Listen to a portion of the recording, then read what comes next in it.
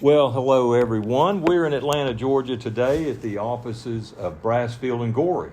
We have the privilege of spending some time with Chris Britton, Regional President of Brasfield. Chris and I first met about 20 years ago as a result of a concrete pour that was a case study in Murphy's Law. In fact, we might never have met had that pour been successful. And this won't surprise our listeners, but I think Chris would agree that much was learned about concrete construction and business relationships because of that project. I won't bore you with all the details, but I will tell you that it prompted me to have Cecil Bentley conduct an ACI flatwork class for my Fulton Concrete team and several Brasfield Gorrie project managers. The pain of the experience was transformed into some intense learning of how to properly specify and place concrete. What is also very important to note is the way our team and the Brasfield team responded to the problem with the avoidance of finger pointing, an abundance of humility, and a desire to do the right thing. It's an experience that I'll never forget. Chris, it's great to be with you today, my friend. Please dive in and tell us a little bit about yourself. Where'd you grow up? Tell us who you are. Yeah, so I'm not an Atlanta native. I grew up in South Florida. My whole family was from South Florida. As a matter of fact, my wife today, we did not meet in South Florida, but she's from South Florida as well. We actually grew up about 5 miles apart. But so I grew up in West Palm Beach, and went to elementary school, junior high school there. Eventually went into college, and my first attempt didn't work out too well. So I ended up joining the Marine Corps and served in the Marine Corps for a few years on active duty, and then finished up some reserve time and ended up at University of Florida. And while I was at University of Florida, I was on a field trip with the student chapter of Associated Builders and Contractors. Matter of fact, the director of the Rinker School at Florida, the director was one of my old professors. He left and went to Purdue, and now he's back at Florida, and we get to reconnect every time I'm down there to visit. And we're actually hosting an event up here for all the University of Florida grads from the Design, Construction, and Planning School here on August 9th. So Cool. So I learned about Brasfield Gorrie to go, and I went on a field trip down in Orlando. We toured a couple of Brasfield Gorrie jobs. I had worked with a home builder, Lennar, that previous summer as an intern, and I saw the interaction that the Brasfield Gorrie team had down there on those Atlanta projects. I mean, I think I want to go work for that company there. And so I pushed really hard to get into an internship, and I was offered one, and I could have gone to Orlando or Atlanta, but my folks had moved while I was in the Marine Corps.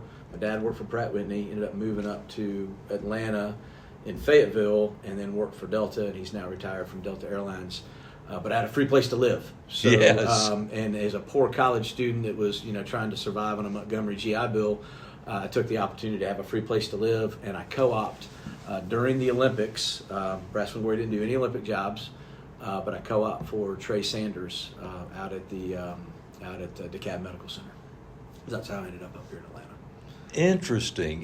Could you say just a little bit more about if you don't mind, about your experience in the Marine Corps, deployments, or just a little more about what So there's really not a lot. So I was never deployed. I was actually in boot camp when Iraq invaded Kuwait. Okay. We were in our third phase out at the rappel tower, and I grew up in Boy Scouts and rappelling, so I'd already done all that. But I remember being on the rappel tower, and I'll avoid using bad words because those are used quite often, especially by your drill instructors.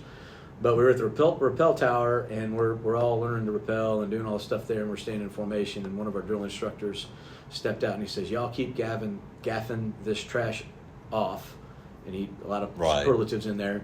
He says, "Because all are going to be in Kuwait. Iraq just didn't know this way." He said, "Iraq just invaded Kuwait, and your blank is going to be over there in about 6 months," or something like that. And we all kind of stood there in attention. We walked away. Everybody's looking around at each other going, "What is Kuwait?" Right. No idea. Didn't really know what it meant. No idea. So then I had to go to comm school. I went to airborne school and all that kind of stuff. And by the time I got back to our unit, matter of fact, I was in airborne school when the Shock and Awe campaign started. Right. That was in January of 1991. Now, was that at Fort Benning? That's at Fort Benning. Yes. It's an Army school. Yes. Anybody who goes to airborne school goes to the Army airborne school. Yes, There's a lot of got you. misnomer. There's a lot of cross training that exists in the military with sister services.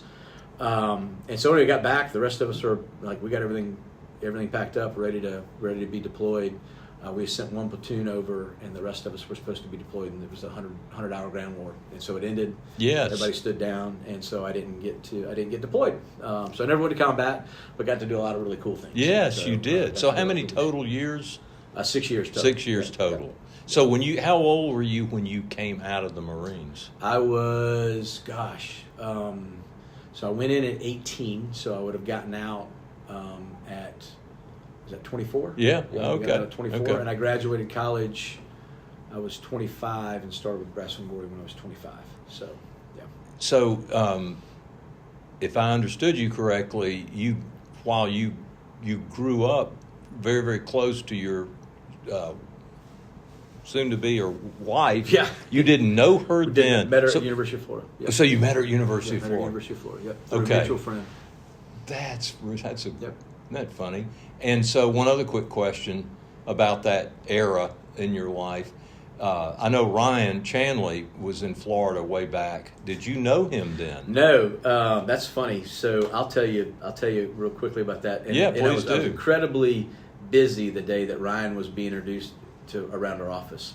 So I'm in my office, and I can't even remember who was walking him around. And at the time, he was with Ready Mix USA. Yes. Well, he'd been with Rinker before. Yes, Right? So, yes. And I'll get into that whole piece. So I'm at the Emmy Rinker Senior School of Building Construction. So it's named after Doc Rinker. And I don't know if anybody knows who Doc Rinker is that's listening to this podcast, but Doc Rinker is pretty much responsible for establishing the School of Building Construction at the University of Florida, which is the first program that was ever put in place. Now there's multiple schools: Auburn, Purdue, Clemson, Georgia Tech. See, I did not know that. Doc Rinker, and it was his financial commitment to put a school of Interesting. construction at University of Florida. So it's the first accredited university. So I actually had the opportunity to meet Doc Rinker one time. So, Cool. Anyway, so Ryan, going back to Ryan Chanley, so somebody from Ready Mix USA is walking him around our office, and he's like, "Hey, you need to meet this guy. Just moved up." And so he's standing there, and he goes, and I'm kind of busy, so I'm trying to get through the conversation really fast. He says, "Well, I just moved up here from Jacksonville. I worked with Rinker. It used to be down in West Palm Beach." And I was like, "Oh, West Palm Beach." Well, that kind of struck, like, whenever you're trying to establish a relationship with somebody, you got to find somewhere where you kind of connect, right? So I said, "West Palm Beach." I said, "You used to work for Rinker in West Palm Beach?" And he said, "Yeah." I said, "Do you know Helga McEnany?" He goes, "Helga from payroll?" I was like, "Yes." and he goes, "Yeah, everybody knows Helga." And I was like, "Well, that's my wife's aunt." Oh my word! So that was kind of so that just kicked off a whole conversation. Yes. And I'd say Ryan and I are pretty good friends to this day, just because of that one encounter. So yeah. That's really cool. A lot of new information, folks. These interviews are always intriguing. So, Chris, now kind of talk us through, you're getting into the construction industry in Brasfield. Talk us through that, and yeah. Okay, so I will. I've been asked this question before, so this is one I actually somewhat have rehearsed because I've done zero to prep for this. So when I was in high school, my biology and my marine biology teacher owned several different apartment, like little duplexes and quadruplexes, and I worked for him on the weekends, and it was a great way to make money. He paid me to go in and I'd redo tile, I'd do painting, I'd cut grass. Anytime somebody moved out, there'd be things that need to be fixed. I'd fix, closet doors, this, that, the other thing, and I just worked for him. And it was a great job to have because the hours were incredibly flexible. Right. Something else that I was doing on a Saturday, I would work on Sunday instead and do all this kind of stuff. So I was doing construction, but I had no interest whatsoever in going into construction. Yes. So I started off in college as a biology major. Interesting. Wanting to go into marine biology. So growing up down in South Florida, I spent tons of time in the saltwater. I grew up playing, beach volleyball, surfing, scuba diving was my absolute passion. As a matter of fact, when I went to go join the Marine Corps, I actually was going to the Navy to be a Navy diver. Yes. And I got pulled into the Marine Corps, and it's like, oh, they got better uniforms. And my dad, I'm not going to tell you what my dad said when I came back and told him I signed the papers to join the Marine Corps. So anyway, so that was my whole thing, was to go into biology, and I had an academic degree coming out of high school, and or academic scholarship coming out of high school, yes. and I lost it my first semester. You had to maintain a B average, and I thought college was going to be easy. It was going to be kind of like high school, and it wasn't. You actually have to study and work. And so my dad said, what are you going to do now? I was like, well, I'm going to go back next semester, and he's like, well, I'm not going to pay for it.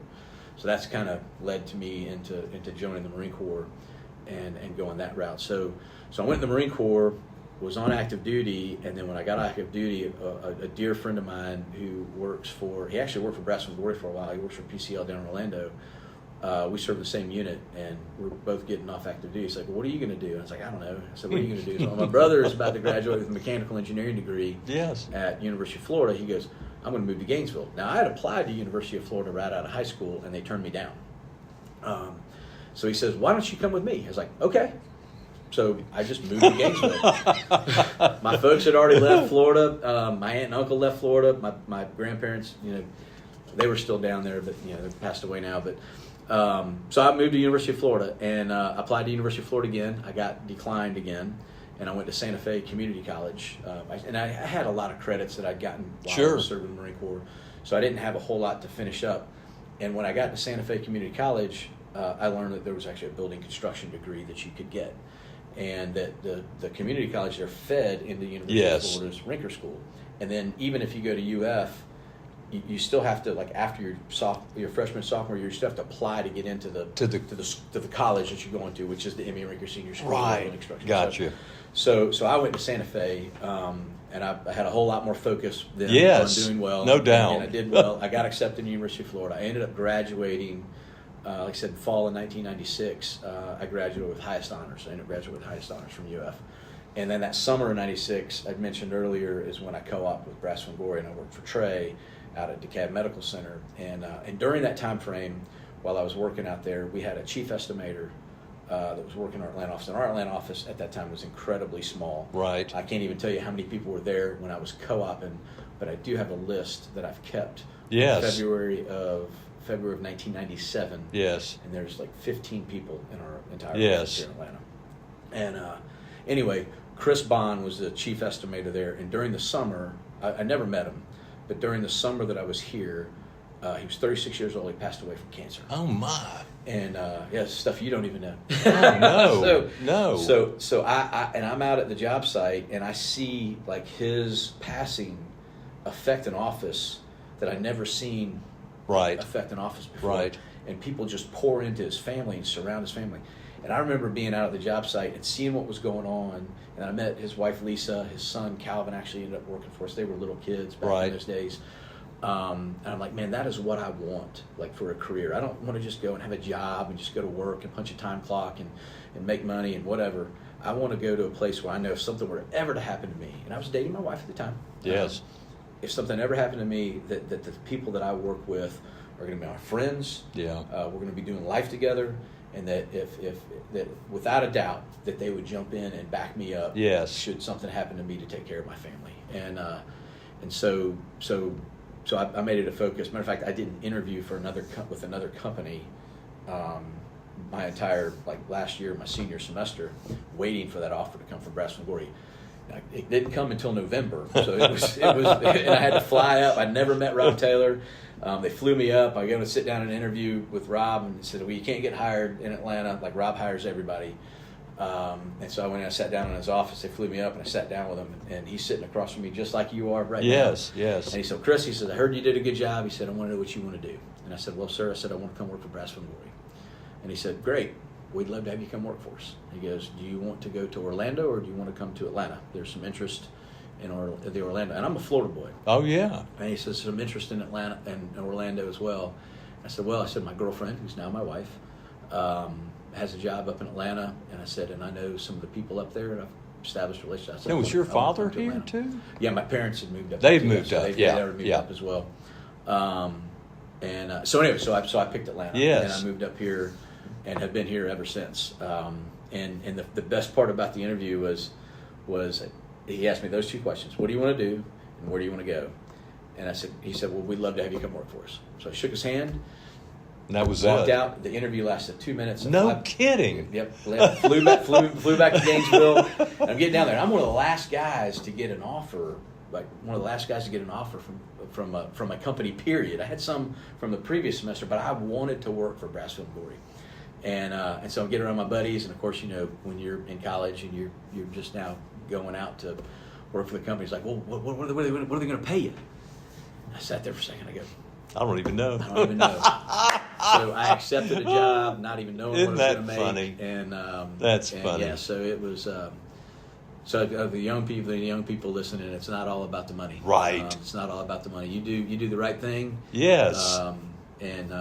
So anyway, so I ended up here, and I tell people that like if you in my life, I know that there's enough evidence. I've seen enough evidence throughout my years here, knowing that there is a God. Yes. But man, just the way I got here. Yes. That's a testament to my wife. Just how everything lined up. Man, there was a plan for me, despite how bad I was screwing that up. Yes. But, losing my scholarship, there was a plan. So I love it. Yeah. No, that is such a great point. I know from our past experience together, we both fear the Lord, and we believe in providence. We believe in His hand, and as we both know, and you just described, when you're in the thick of it, it's like, where are you? And then a year later or 5 years later, but at some point you look back, and it's about as clear as it could be. 100%. It is so fascinating, and we just have to remind ourselves of that repeatedly, because life can twist and turn. And so, but I really appreciate that part of the story. Let's change gears slightly, not a lot, but tell us about the history of Brasfield Gorrie. What you could tell us, how it started, how it got to it. You know what I mean. Just kind of give us a flyover of the Sure. company. Yeah. So Brasfield Gorrie, there never has been a Brasfield since Mr. Gorrie bought the company. So in 1964, Mr. Gorrie, believe it or not, was in the Navy. He was a Seabee in the Navy. Yes. Went to Auburn, got a degree in civil engineering, and his father suggested that while he invest some money in a company that his father worked for, he says, we're working on some really big things that are going to be coming up.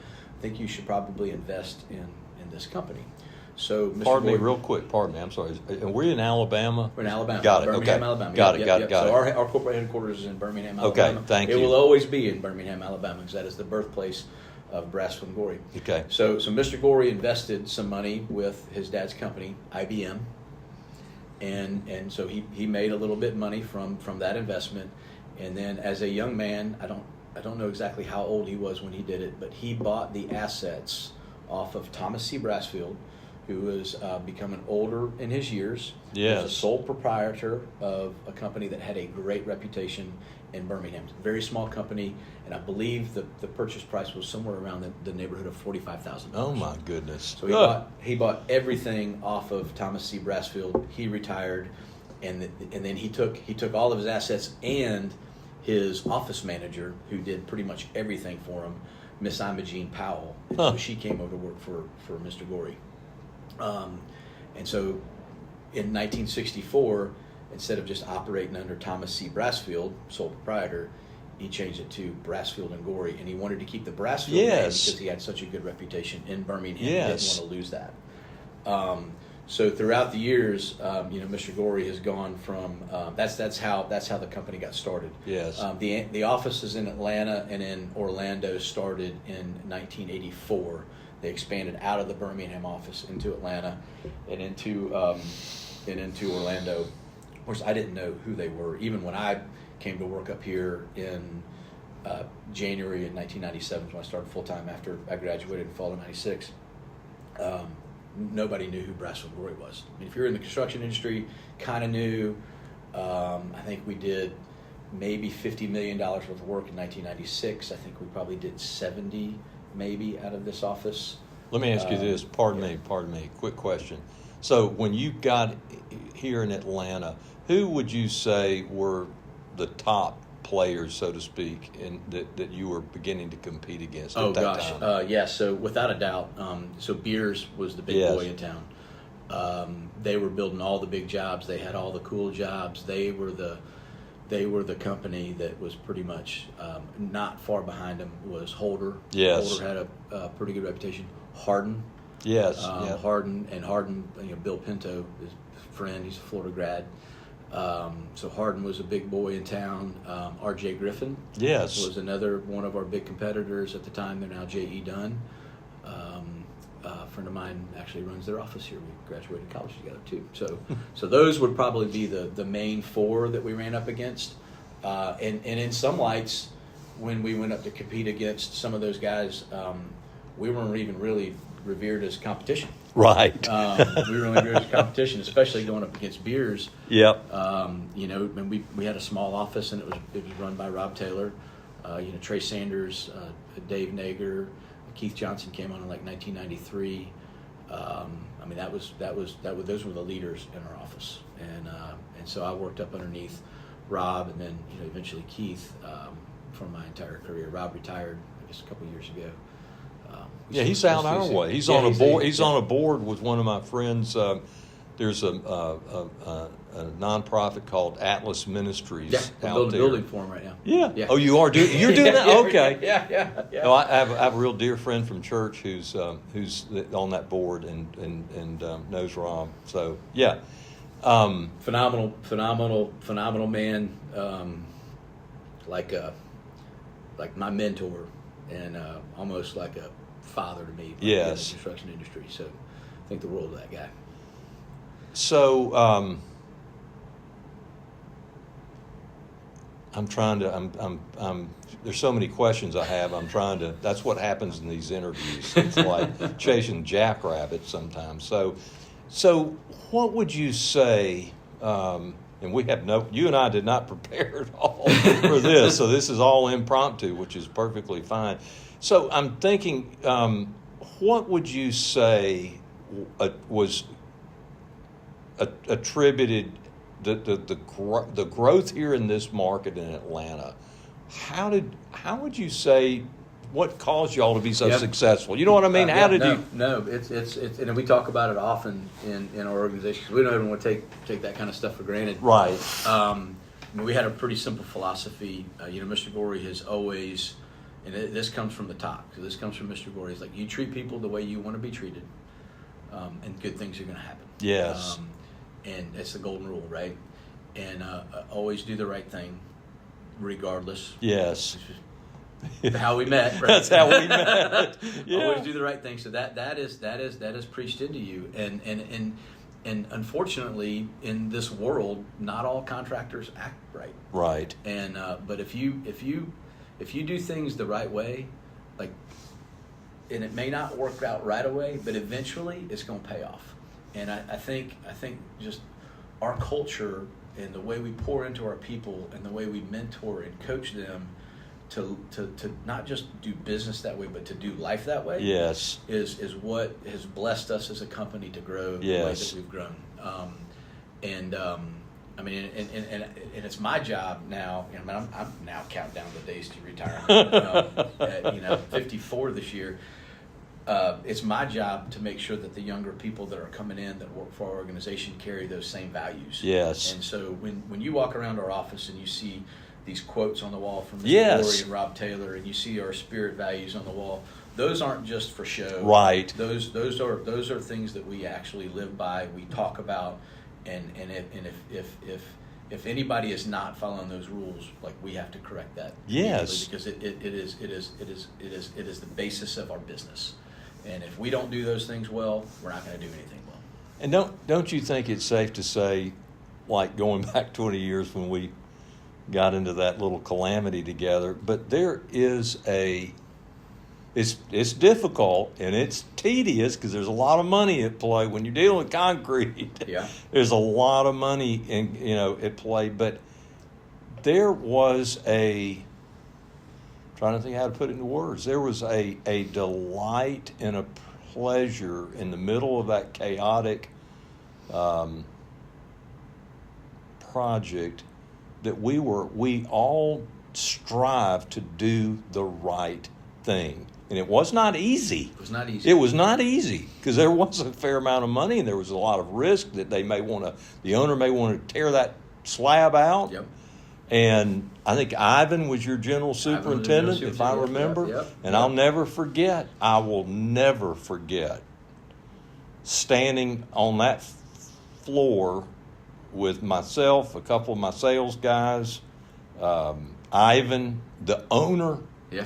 And Ivan is a pretty powerful guy, and he was explaining to the owner, here's what's going on, and here's what we plan to do. And everybody was waiting to hear, is the owner going to say, okay, because we were going to remediate. We weren't going to tear it out. Tear it out, yep. But I'll never forget, the owner he said, good, that sounds like a good plan. I was like, oh, thank you, God.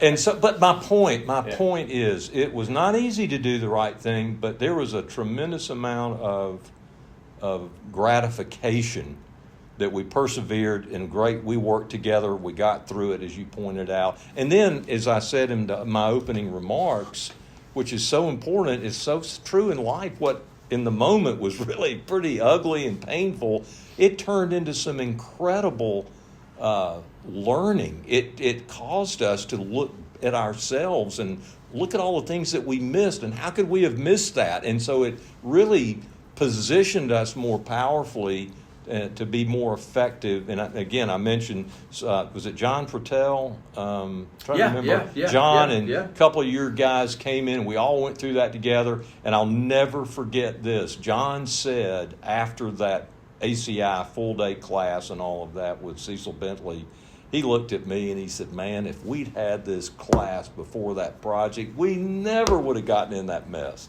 Brother, I hear you. But now that we're through it, let's go forth and anyway, I'm sorry. You triggered some pretty visceral memories. So tell us, so the company, bring us on up to, if you would, Chris, the present, and by that I mean kind of the continued growth. If you just give us a high level, this market, of course, you continue to grow, but even beyond Atlanta, where are you? So when I started, like I said, when I started with Brasfield Gorrie, those were the three offices. Those were all that we had was Birmingham, Atlanta, and Orlando, and Orlando and Atlanta were 1984. And I can't even tell you when we opened the next. I think the next office that we opened was probably in Nashville. Okay. But and then the latest office that we have open is down in Coral Gables, which is Miami. Yeah. Just opened that office up a couple of years. We've had work. We don't tend to jump to an office like an area and then open an office and then start business. It happens more organically with our organization, and we'll tend to work in an area for a while before we actually create offices. We want to make sure that if there is going to be an office that's created, that we've got the right leadership in place to be able to run the office. And the best thing to have that is you've got relationships with some owners, right? So you know that there's going to be or at least a really good plan for a stream of work that would continue to come in. We look heavily at the subcontractor and the vendor market at our new offices, because your success is heavily dependent on what your trade partners, right? How strong your trade partners are. So anyway, but to answer your question, so now we currently have offices in Dallas, Texas, Nashville, Tennessee. We've got 3 in the Carolinas: Greenville, Charlotte, and Raleigh. Raleigh's a fairly large office. Obviously, Atlanta. We have an office in Columbus, Georgia. Yeah. We have an office in Huntsville, Alabama. Obviously, Birmingham is our corporate headquarters.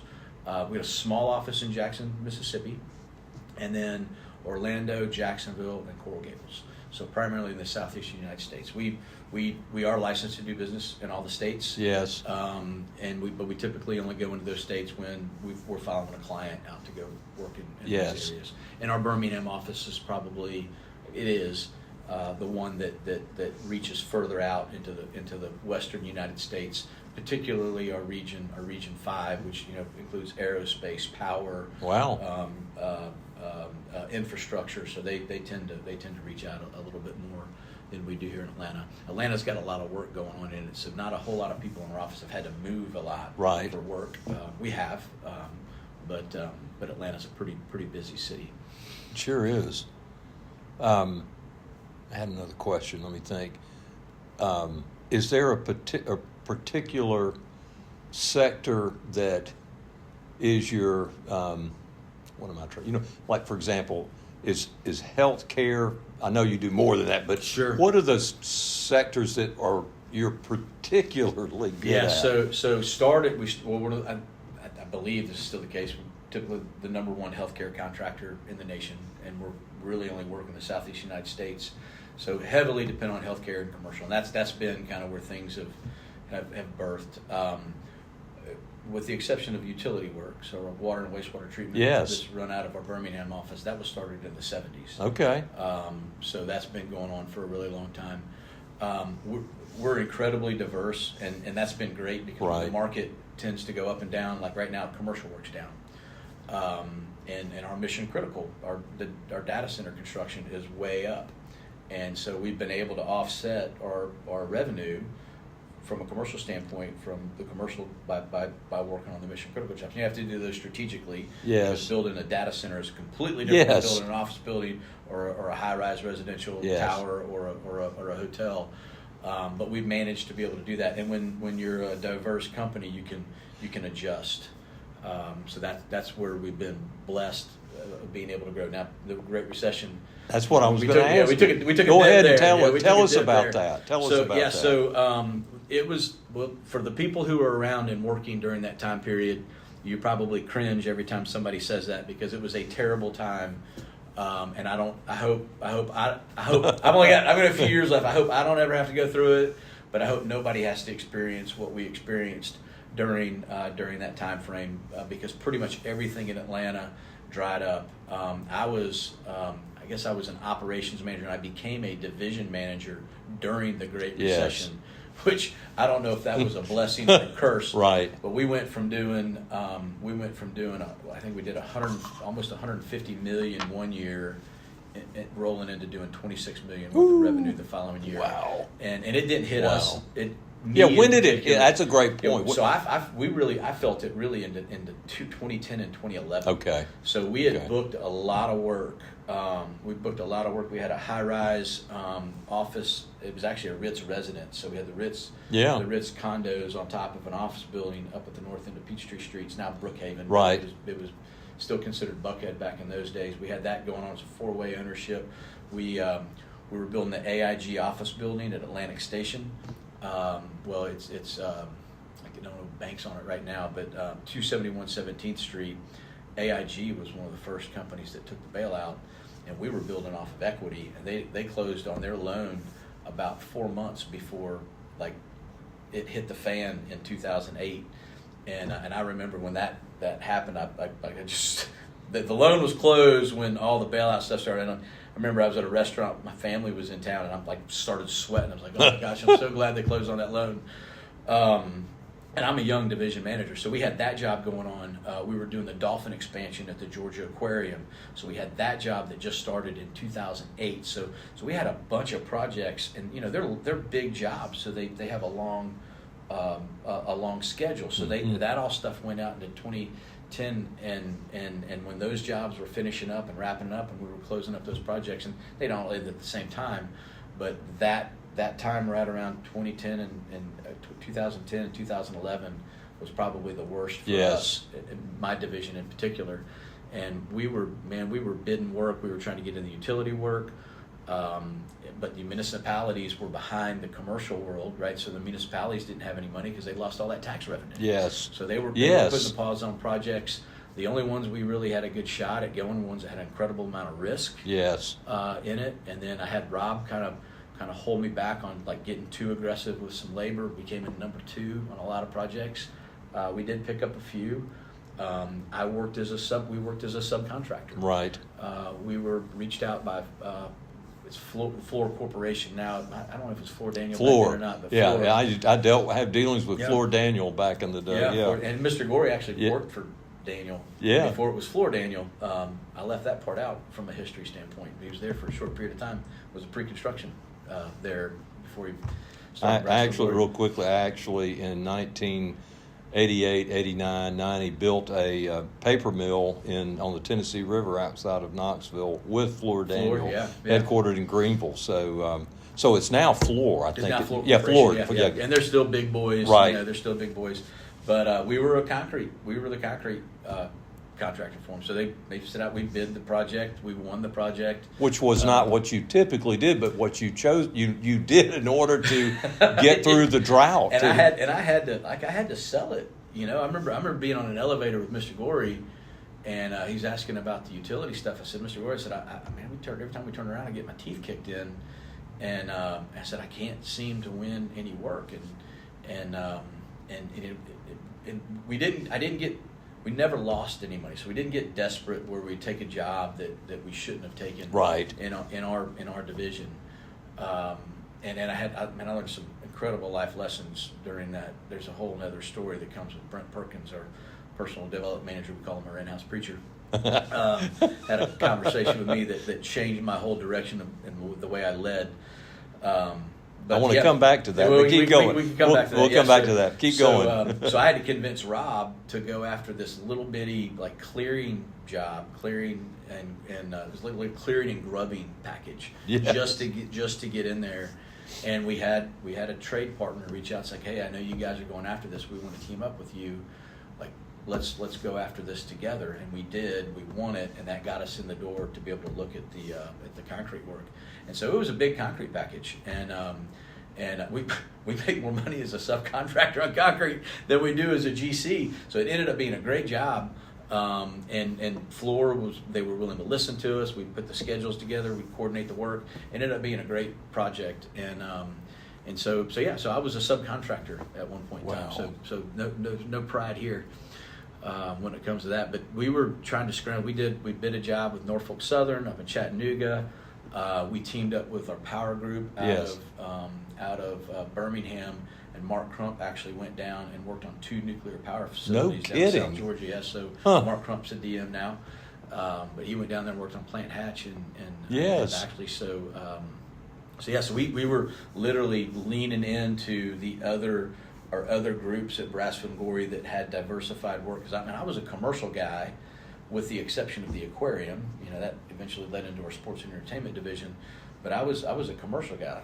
I didn't know anything about clarifiers and digesters. Yes. And, here we did a job up in Malden and got it and took methane gas off of a digester, went through a scrubber and powered up a generator and fed power into a grid. It's cogeneration on a plant. So so that was a really, really rough time. And to answer your question about the Brent thing, is we were bidding work and we were locked.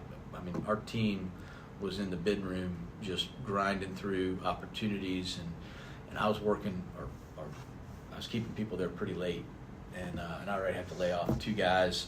I didn't want to do that anymore, and so I'm in there, and Brent comes into my office and he closes my door. Anytime Brent walks into your office and closes the door, something's about to go down. And he sits down in front of me and he says, man, he goes, I really need to talk to you. And I said, okay. And he said, I'm not going to tell you where I got this. He says, but you're killing your people.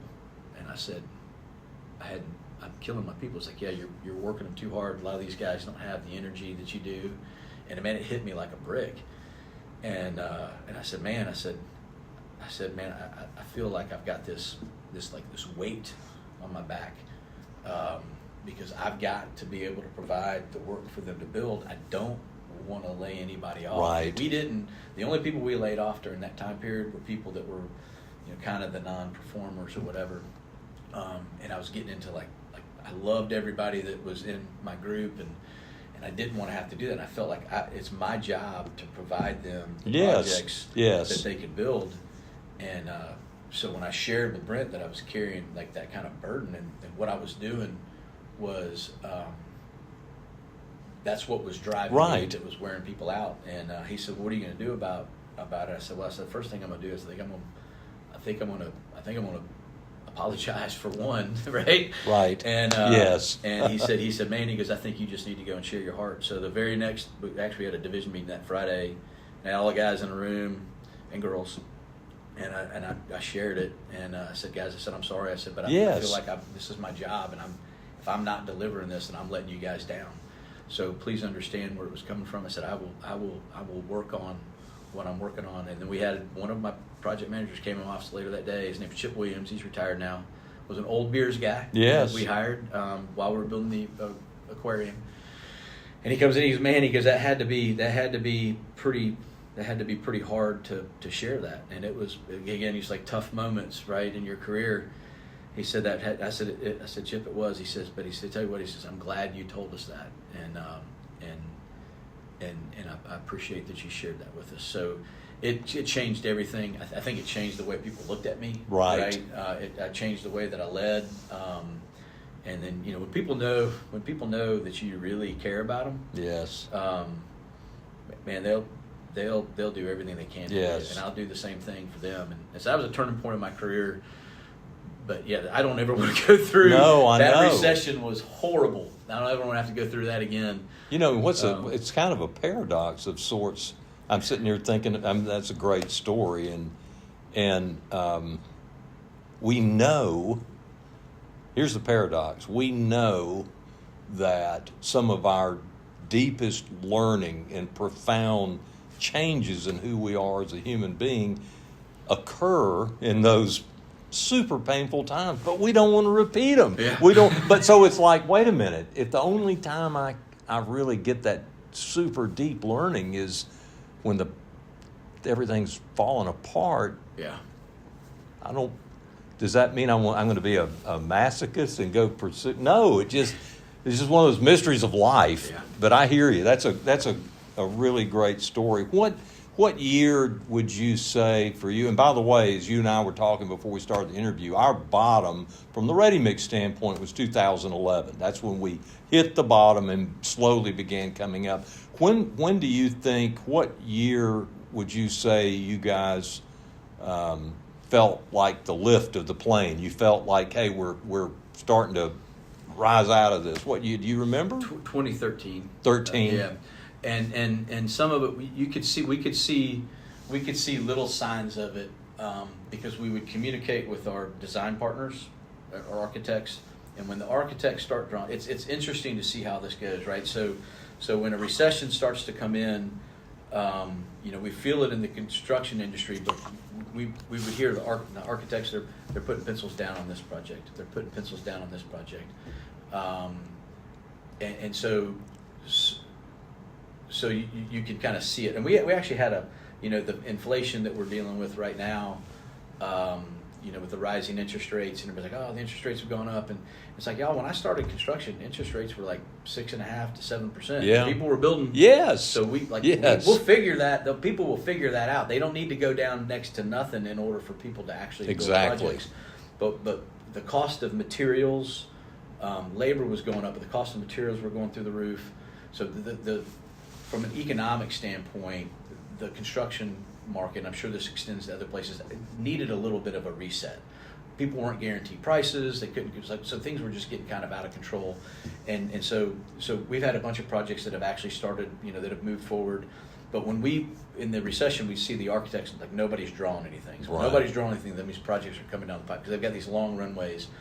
But in 2012 and 2013, communicating with a lot of those design partners, they would say, hey, we're working on this project. This project's starting to come around. So we started seeing the light at the end of the tunnel. It just takes, the architect's got to draw it. Big projects have big runways. Architects started drawing, and then it came back. And I would say probably in 2013 is when it started to really come back. And then, yes. And then it shot out like a cannon. It took another little dive during COVID. And then that's when the inflation started getting a little out of control. We're tracking a bunch of commercial work right now. So we're leaning into our mission critical work. I'm speaking specifically for my region. Yes. But the commercial work is going to come back. Yes. We just got a call today on another project that we thought had been pushed aside. We get pinged every once in a while. So we stay in. If you stay in touch with where the design world is and what they're doing, and developers are smart. I mean, they don't do what they do they're very smart in how they do it. So when they say pencils down, they're putting them down for a reason. When they start to dust it off, they'll figure it out. Even this tariff thing, right. Which there's reasons why it's being done. Totally get the reasons. America's being taken advantage of in a number of fronts with that. I wish it wouldn't take as long as it's taken, but once it gets stable, our developers are incredibly brilliant. There's a reason why they develop. There's a reason why they make the money that they do. There's a reason why they provide jobs for all of us, because they're smart. They know what they're doing. Once the tariff thing starts to level out and there's a little bit of certainty, they will figure it out. Higher interest rate, they will figure it out. So we've slid some of the commercial work stuff, but there's still rumbling. There's still conversations going on. There's still major office tenants that pop in every once in a while, and they start looking around, and you'll hear of what's going on. So we're not in dire straits. No. And the mission critical world for construction people has actually been a huge blessing, because people have been able to lean in that, because it's going like gangbusters. Shift gears slightly. But importantly, because I would really like to hear, and I know our listeners would like to hear you speak a little bit about Ready Mix. I mean, sure. And so tell us, from your perspective, talk about expectations from producers, from your partners on the Ready Mix side. And anything new and different in the world today around Sure. the ready mix relationships, the product itself, for example. So kind of broad question, but you know what I'm getting at. So talk a little bit. I would say the first and foremost, as a general contractor, and we self-perform a lot of our own work, a lot of our own concrete work. We do more in some of our other offices, but Atlanta's a concrete town. Yes. It's a concrete town, and we self-perform a large portion of the work that we do. So we've got a massive field force of carpenters and concrete finishers. What's important to us is getting a quality product, right? So make sure that when you get the product that's out on site, it's run through all the quality control methodology processes that they need to go through, and you're actually getting on site what it is that you're supposed to do. So it's a product that meets the specification. The other thing that's incredibly important to us is making sure that it gets there and it's there on time. Right. So those are probably the two most important things beyond, and I say those way over what price is, because if you can't get the concrete there and the trucks are if we're pouring a big slab, I mean those trucks got to be coming in, and that we will lose. Last thing we want is our finisher standing around up on top of a 15th floor of a high rise with no concrete, waiting for the trucks to show back up, and then you got to deal with the pump lines and everything else. So, yes. So making sure that you've got it's going to be delivered. It's going to be delivered on time, and you're going to get that concrete coming in as it's supposed to come in to be able to facilitate and maximize our productivity of putting that concrete in place. So those are the two big things. Prices, it always comes into play. Sure, of course. It always comes into play, but that's not the deciding factor. Yes. On the projects, and Ready Mix, we can kind of know, before the project even comes out, we can kind of know, well, they're probably going to be lower because we know where your plants are. And if you've got the closest plant and somebody is another 15 miles away, it's their concrete's going to be more expensive just because of fuel charges. Correct. So beyond that is making sure that your sales reps to our superintendents and the relationships they have are incredibly important.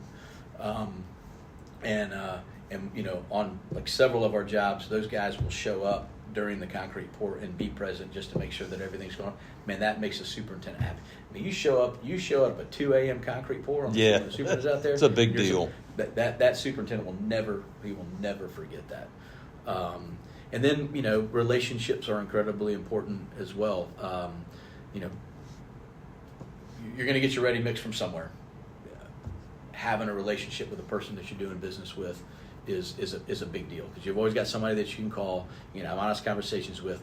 If you do have an issue that pops up, if you do have an issue that pops up, you can get it resolved in a manner that just isn't just by doing the right thing and still coming out with a good result at the end of the day. No, that's That's really good, Chris, and you hit all the high points without a doubt.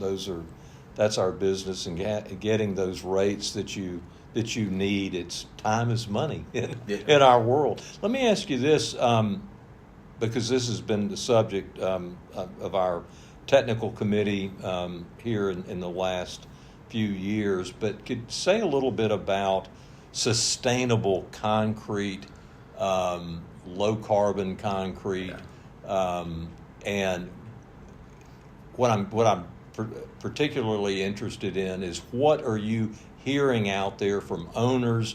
What's driving it? What are the trends that you see? And talk a little bit about that. Yeah. So it almost, when this first came out, like zero carbon concrete. It's like I don't know that anything, and I'm just going to be real frank. Please do. Nothing's ever going to be zero carbon footprint. It's just not. Right. When we've had I think her name's Kelly. Kelly. Oh yeah. With yes. Walter P. Moore. Yes. In our office, teaching those classes to us, because there is so much involved in that I don't even fully understand. Yes. It, right. And I shouldn't have to. Right. Like we've got you guys. The ready mix that they know what needs to happen in order to meet. But what I don't like to see is when a spec comes out that is speccing something that is unachievable. Yes. And yes. that does happen. Yes. It does happen. I'm all for, like I said, I started off as a marine biology major. Yeah. I have been in the Keys and replanted coral reefs with the Georgia Aquarium, our client. And we're pouring concrete underwater because, believe it or not, we set coral in concrete underwater to rebuild a reef. Interesting. So I'm all about sustainability and protecting the environment. I'm an avid hunter. I'm an avid fisherman. I want to make sure those resources are held. But we've got to spec something that actually makes sense. And so it got to be a real big time buzzword for a while. And to be quite honest, I haven't heard a whole lot about it here lately. So I think things have kind of just chilled out a little bit. But from my standpoint, we need to do what makes sense for the environment, but I don't think we need to go overboard.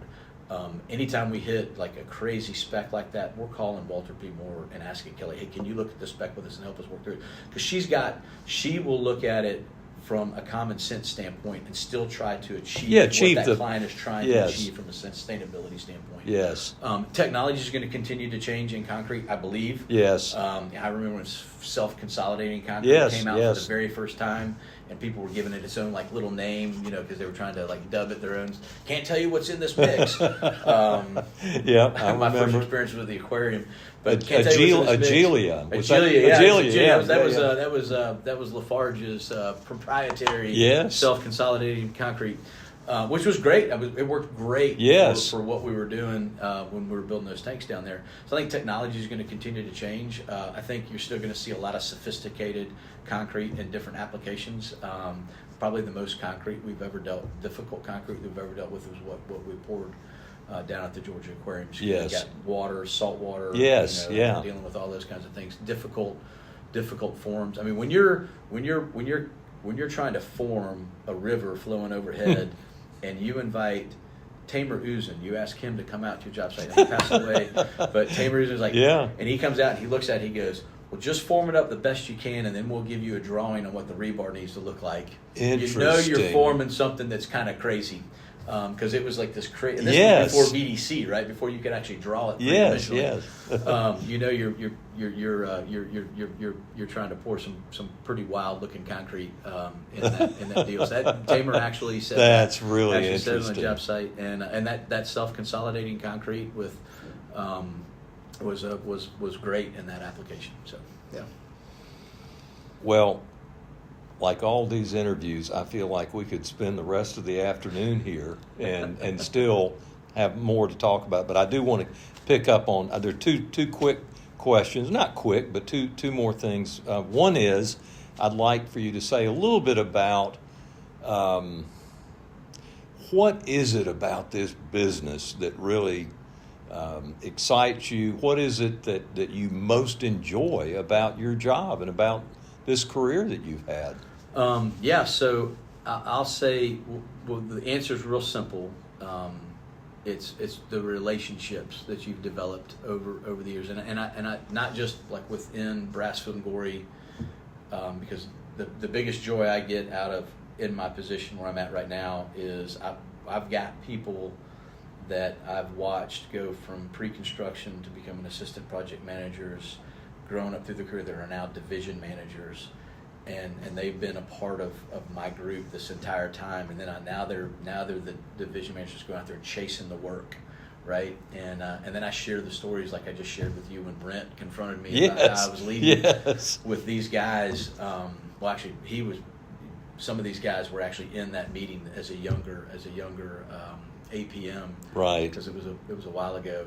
But watching those guys and girls, we got a lot of talented women doing it too, phenomenal, go through their career to where they're now in leadership positions, and they're the ones that are landing the jobs and establishing the relationships with the clients and winning the work. And then I'd say from a construction standpoint on the owner side, the relationships on some of the jobs, I've gotten to build some pretty cool projects. Yes, you have. Part of them in Atlanta. I was truly blessed.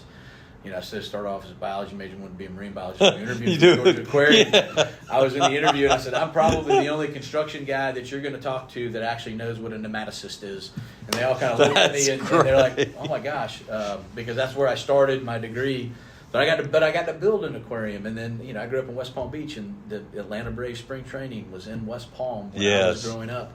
And then I had the opportunity to build the Braves ballpark, Truist Park, and Mike Plant, the CEO of Braves Development Company, has become a dear friend of mine, and so that is a relationship that he retires and I retire. So like we're not going to stop talking to each other. There's relationships that are going to extend, and everybody over at the Braves organization, Derek Schiller, Jeremy Strife, those guys are all just awesome people, and they're not just my business partners and my clients. They're my friends. Yes.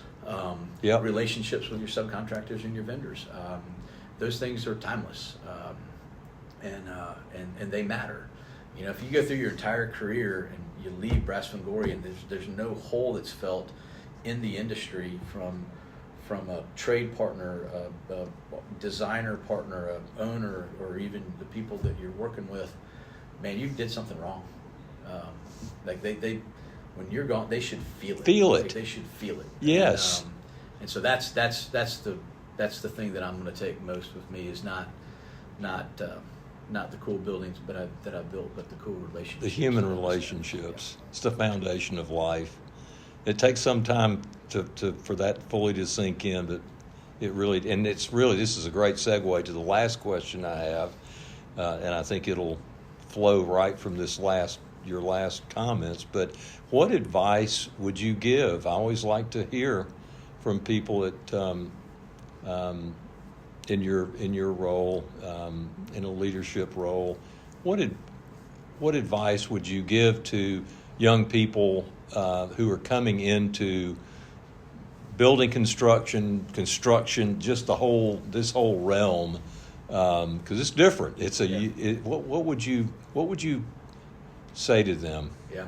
So and we've got programs where young people come in, cultivate, and I get the opportunity to speak to those from a Brasfield Gorrie standpoint. They ask questions, and that's a question we get sometimes is, what advice would you give? Usually to them, I tell them, don't be afraid to work hard. Because when you work hard, people notice. They notice what you do. And I'm not the smartest guy in our office by far. And I knew that. I knew that when I started here. I knew there were a lot of people that were a lot smarter than I was. But I would be hard to outwork me throughout my career. I bet. And so I've worked to it. My family sacrificed for some of that. And so I share that. But I also share and don't let things pass you by. And especially in this industry, if you're a traveler, that is incredibly hard on a family. You got to make sure that you take care of the things at home. But we were talking about just the relationships. Don't let it pass you by, because just firing off an email to somebody, you can do that and you can probably get work done. But when you sit down and talk to somebody face to face, or pick up the phone and actually have a conversation with them and establish a relationship with that person, it pays dividends in the long run. So it's a difficult balancing act. What Sure we do is. is not easy. It's not easy. It's not rocket science, but it's not easy. And there's a lot of hands that go into building the project. Yes. It's a lot of people. It's not all automation and everything else. That's People right. make mistakes. That's right. And so how you deal with that on a day-to-day basis, and the deeper your relationships exist, the easier things are going to be from that standpoint. I've had issues on a job site. We had a water leak on an office tower over here for the Braves. Yes. And I got a phone call from Matt McClure, who's the DM on the project, 2:00 on Sunday. I'd gotten home from church. Yeah. And I got the phone call. I was like, why is Matt calling me on Sunday? Answered the phone. He's like, we got a problem. Well, a makeup water line in Three Ballpark Center broke loose. There's a mechanical coupler, part of the COVID stuff, right? You didn't have so we had a meter that was going in there that was on back order. So we had to go ahead and test all the pipes, do everything, and then we had to add it in later. And so we used a mechanical coupler that went in place. So it failed, of course, at like 1:00 in the morning on a Saturday night. And we got a call from the Braves Sunday saying water was coming out of the balconies. So we had I don't know the exact numbers, like 250,000 gallons of water pour all through the night on a 2-inch water line all through the building. And we were 6 weeks from being, like, literally turning the building over. And so obviously the team like huddled up, and everybody just jumped in to solve the problem. And about Monday morning, I had a meeting over there that Mike Plant was going to be in. I walked in, and I hadn't talked to him, but I walked in the meeting, and he goes like this. I said, your tenants are going to be in on time. He said, that's all I wanted to hear. There was never a letter written. There was nothing ever exchanged. It was an incredibly big builder's risk claim, but we did everything we needed to do to make sure that the tenant got moved in on time with no hiccups from that standpoint. Wow. And, Wow. And so but if I didn't have that relationship with Mike, Yes, man, it could have gotten real ugly real fast. But he trusted me. I trusted him. So man, those relationships are incredibly important. So get to know the people that you work with. No, that's really good, Chris. Well, I got to tell you, this has been such a wonderful visit. It's so good to see you again. We're going to go have a little meal together, which will be nice, and I look forward to that and catching up some more here and talking about hunting a little bit. But again, I really appreciate that you would accommodate my request and take out time. I know you're real busy, but this is an important project for us. This is our first, by the way, folks, I think I'm speaking correctly, this is our first podcast with someone at the end of the chain, so to speak, with a general contractor that's receiving our material. And so I'm excited about this, and I'm grateful to you, Chris, for agreeing to meet. So thank you. No, not a problem. Thank you for doing the right thing 20 years ago. Thank you.